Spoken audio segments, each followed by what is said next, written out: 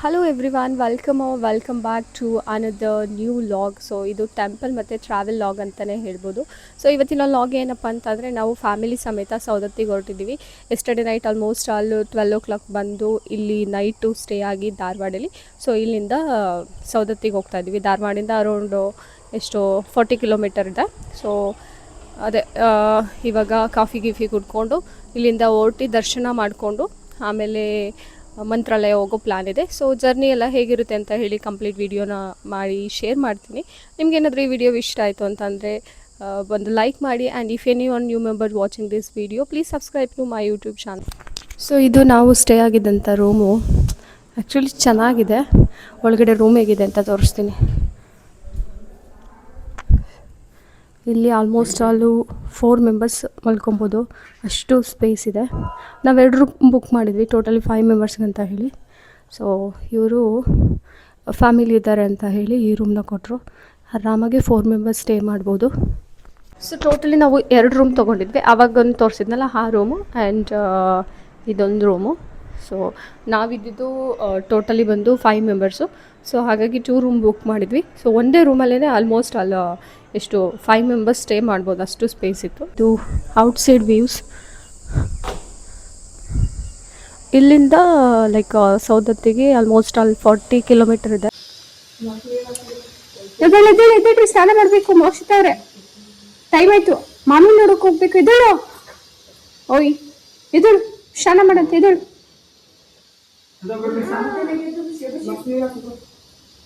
ನೋಡಿ ಎಲ್ಲರೂ ಎದ್ದು ಎಲ್ಲ ರೆಡಿ ಆಗಿದ್ದಾರೆ. ನೀನೊಬ್ಳೇ ಬಾಕಿ ಇರೋದು, ನೀನೊಬ್ಳೇ ರೆಡಿ ಆಗಿಲ್ಲ. ಎಲ್ಲರೂ ಎದ್ದು ರೆಡಿ ಆಗಿದ್ದಾರೆ.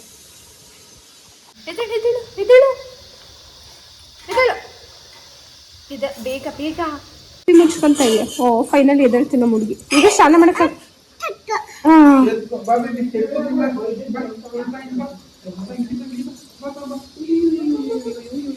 ಅಯ್ಯೋ ನಿಧಾನ ಬೇಡ. ಸೊ ಫೈನಲಿ ವೆಕೇಟ್ ಮಾಡ್ತಾ ಇದ್ದೀವಿ. 12 o'clock ಬಂದು ಮಾರ್ನಿಂಗ್ 7 o'clock.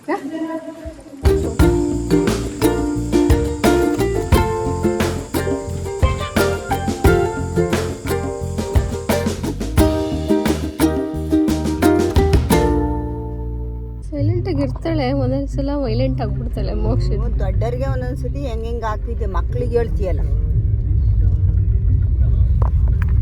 ಹೆಂಗೆ ಕೂತಾಳೆ ರಾತ್ರಿ ಎಲ್ಲ ಹತ್ಕೊಂಡ್ಬಿಟ್ಟು. ಏನಾಯ್ತು ಮೋಕ್ಷಿ, ರಾತ್ರಿ ಎಲ್ಲ ಅಳ್ತಿದ್ದಲ್ಲ ನೀನು?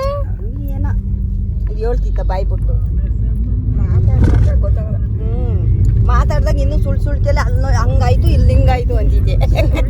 ಹೊಟ್ಟೆನೋವು ಬರುತ್ತೆ, ತಲೆನೋವು ಬರುತ್ತೆ, ಸ್ಕೂಲ್ಗೆ ಹೋಗಲ್ಲ ಅಂತ ಡೌ ಮಾಡ್ತಾಳೆ.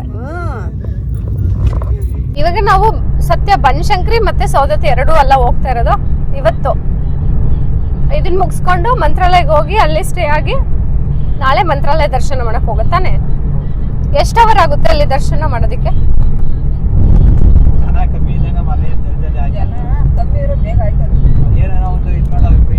ಸತ್ಯ 10 ನಿಮಿಷ ಆಗುತ್ತಾ? 20 ನಿಮಿಷನಾ? 20 ನಿಮಿಷ ರೀಚ್ ಆಗ್ತೀವಲ್ಲ. ಟೆಂಪಲ್ಗೆ ರೀಚ್ ಆಗ್ತೀವಿ. ಟೆಂಪಲ್ ದರ್ಶನ ಮಾಡಿಕೊಂಡು ಆಮೇಲೆ ಬನಶಂಕರಿ ಐತೆ, ಬನಶಂಕರಿ ಟೆಂಪಲ್ ನೋಡಿಕೊಂಡು ಆಮೇಲೆ ಹೋಗಿ ಸ್ಟೇ ಆಗೋದು. ಹಾಯ್ ಮಾಡು, ಹಾಯ್ ಮಾಡಬೇಕು. ನಾನು ಹಿಂಗೆ ಮೈಕ್ ಹಾಕಿದ್ದೀನಲ್ವ ಮಾತಾಡ್ತೀನಿ ಅಂತ. ನಮ್ಮ ಲಾಗ್ ಹಾಯ್ ಮಾಡ್ಬೇಕು ನೀನು. ಹಾಯ್ ಮಾಡು, ಹಾಯ್ ಮಾಡಿ ಮೋಕ್ಷು. ಅಯ್ಯ ಮಾಡಿದ್ಲ ಹಾಯ್ ಮಾಡ್ತಾಳೆ ಮೋಕ್ಷ ತಂಗೇನಿಲ್ಲ.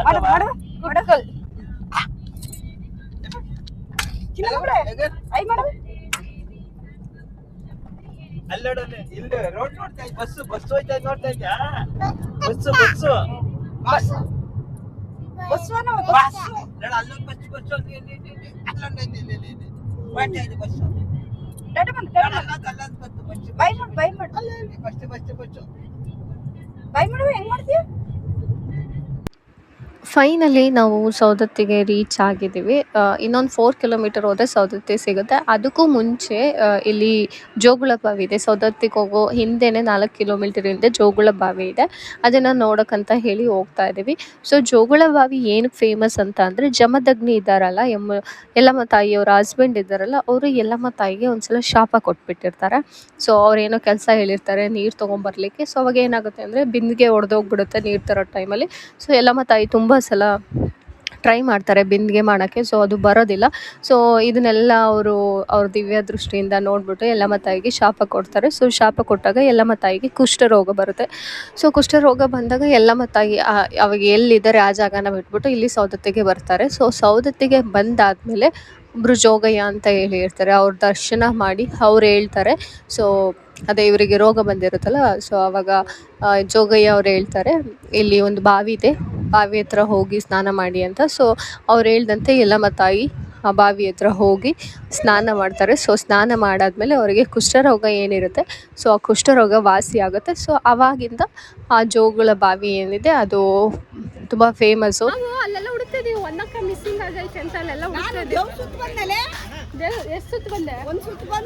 ಇಲ್ಲೇನು ಮಾಡ್ತಿದ್ದೆ, ನಮ್ಗೆ ಹೇಳಿ ಬರ್ಬೇಕು ತಾನೇ ನೀನು, ನಮ್ಗೇನು ಗೊತ್ತಾಗುತ್ತೆ ಎಲ್ಲಿದೆಯಾ ಏನೋ ಅಂತ ಹೇಳಿ.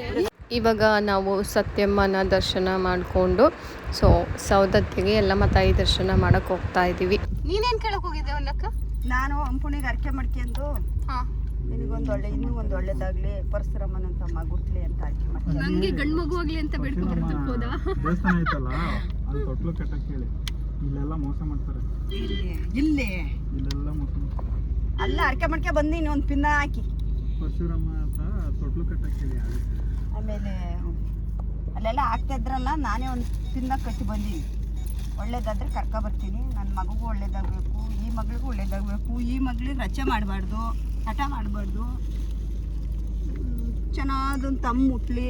ಅಯ್ಯೋ ಮಸಿತಾ, ನಿಮ್ಮ ಅಜ್ಜಿ ನೋಡು, ನಿನ್ನೆ ನನಗೆ ಸಾಕಕ್ಕೆ ಆಗ್ತಾ ಇಲ್ಲ, ಕಷ್ಟ ಆಗ್ತೈತೆ. ಇನ್ನೊಂದು ತಮ್ಮ ಬೇಕು ಅಂತ ಬೇಡ್ಕೊಬರ್ತೈತೆ ನಿಮ್ಮಮ್ಮ.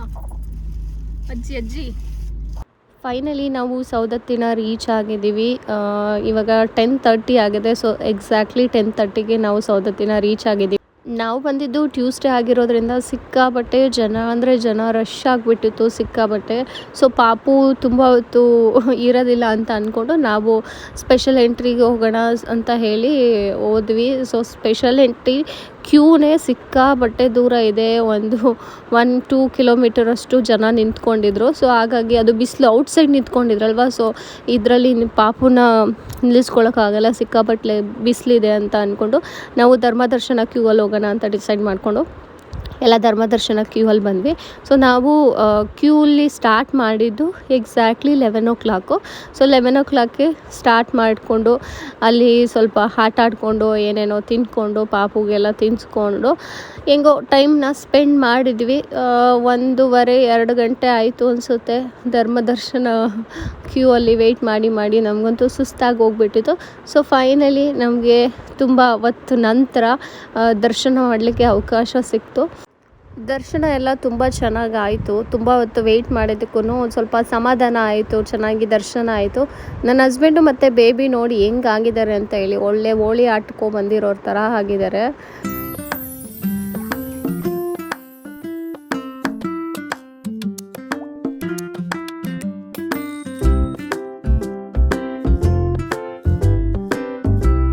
ಸೊ ಯಲ್ಲಮ್ಮ ತಾಯಿ ದರ್ಶನ ಎಲ್ಲ ಮುಗಿಸ್ಕೊಂಡು ನೆಕ್ಸ್ಟ್ ಬಂದಿದ್ದು ನಾವು ಬಾದಾಮಿಲಿರುವಂತಹ ಬನಶಂಕರಿ ಅಮ್ಮನ ದರ್ಶನ ಮಾಡೋಕ್ಕೆ ಬಂದಿದ್ದು. ಇಲ್ಲಿ ಅಷ್ಟು ರಶ್ ಇರಲಿಲ್ಲ. ಈವನ್ ನಾವು ಬಂದಿದ್ದು ಸಂಜೆ ಒಂದು 7:30 ಆಗಿತ್ತು. ಸೊ ಅಷ್ಟೇನು ರಶ್ ಇರಲಿಲ್ಲ. ಒಂದು 10-15 ಮಿನಿಟ್ಸ್ ಒಳಗಡೆ ದೇವ್ರನ್ನ ದರ್ಶನ ಎಲ್ಲ ಮುಗಿಸ್ಕೊಂಡ್ವಿ. ದರ್ಶನ ಎಲ್ಲ ಚೆನ್ನಾಗಾಯ್ತು ಇಲ್ಲೂ ಕೂಡ. ಸೊ ದೇವ್ರ ದರ್ಶನ ಎಲ್ಲ ಮುಗ್ದಾದ್ಮೇಲೆ ಸೊ ನಮ್ಮ ಮನೇಲಿ ಎಸ್ಪೆಷಲಿ ನಮ್ಮ ಅತ್ತೆ ಆ್ಯಂಡ್ ಮಾವ ಮನೇಲಿ ಯಾವುದೇ ದೇವಸ್ಥಾನಕ್ಕೆ ಹೋದರೂ ದೀಪ ಹಚ್ಚೋದಂತೂ ಫಿಕ್ಸು, ಹಾಗೇ ಬರೋದಿಲ್ಲ. ಸೊ ನಾರ್ಮಲ್ ಟೆಂಪಲ್ಗೆ ಹೋದರೂ ಅವರು ಈ ಥರ ದೀಪ ಹಚ್ಚುತ್ತಾರೆ. ಸೊ ಹಾಗಾಗಿ ದೀಪಕ್ಕೆ ಬತ್ತಿ ಮತ್ತು ತುಪ್ಪ ಎಲ್ಲ ಹಾಕಿ ದೇವ್ರಿಗೆ ಬೆಳಗಕ್ಕಂತ ಹೇಳಿ ನಾನು ಅಮ್ಮ ಮತ್ತು ಅತ್ತೆ ಎಲ್ಲ ರೆಡಿ ಮಾಡ್ಕೋತಾ ಇದ್ವಿ. ಸೊ ಫೈನಲಿ ಪೂಜೆ ದರ್ಶನ ಎಲ್ಲದೂ ನೀಟಾಗಿ ಆಯಿತು. ಏನೋ ಒಂಥರ ಪೀಸ್ಫುಲ್ ಅನ್ನಿಸ್ತಾ ಇತ್ತು, ಯಾಕಂದರೆ ಈವ್ನಿಂಗ್ ದರ್ಶನ ಮಾಡಿದ್ವಲ್ಲ. ಸೊ ಹಾಗಾಗಿ ಸೊ ಇಲ್ಲಿಗೆ ಈ ವಿಡಿಯೋನ ಎಂಡ್ ಮಾಡ್ತಾ ಇದ್ದೀನಿ. ನೆಕ್ಸ್ಟ್ ವಿಡಿಯೋದಲ್ಲಿ ಸಿಗ್ತೀನಿ. Bye. Thank you for watching.